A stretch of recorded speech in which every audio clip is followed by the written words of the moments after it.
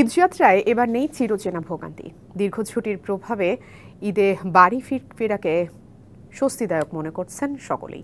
ঈদযাত্রায় যানবাহনের চাপ এবার কম, কোথাও কোথাও রয়েছে কিছুটা যানজট, নেই ট্রেনের স্কেজুল বিপর্যয়। তবে টিকিট কালোবাজারি, ছাদে যাত্রী ওঠা এবং সড়ক পথে বাড়তি ভাড়ার অভিযোগ যেন পিছু ছাড়ছে না কিছুতেই। এসব কিছুকে ছাপিয়ে নারীর টানে খুশি মনেই বাড়ি ফিরছে সাধারণ মানুষ। ঈদযাত্রায় রেলের ছাদে করে জীবনের ঝুঁকি নিয়ে এভাবেই আপন নিরে ছুটছে মানুষ।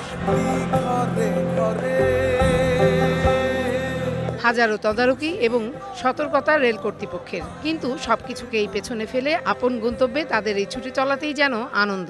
একটু তো ঝুঁকি নিতে হবে যদি বাসায় যাই ঈদ করতে হয়। না, এবার তো আসলে ভোগান্তির নাই, এরকম ভোগান্তির পরিমাণ কম।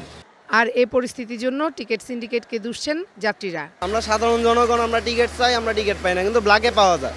ও দুইটা টিকিট 600 টাকা লাগবে, কিন্তু এটার টিকিট কিন্তু 50 টাকা।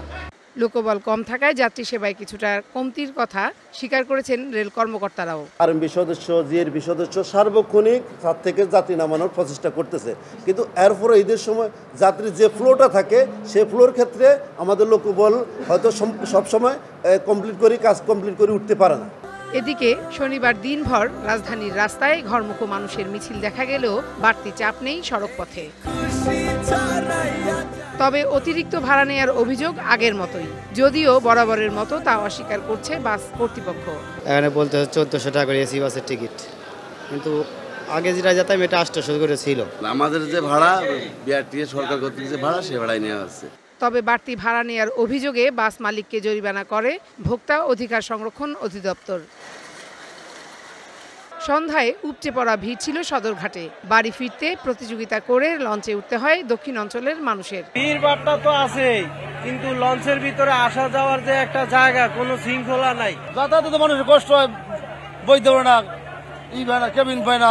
ভাড়াটা মোটামুটি স্বাভাবিকই আছে, তেমন একটা বেশি না, আর তুলনামূলক ভিড় অনেক কম আর কি। ধারণ ক্ষমতার আছে তো বেশি নেওয়ার কোনো প্রশ্নই আসে না।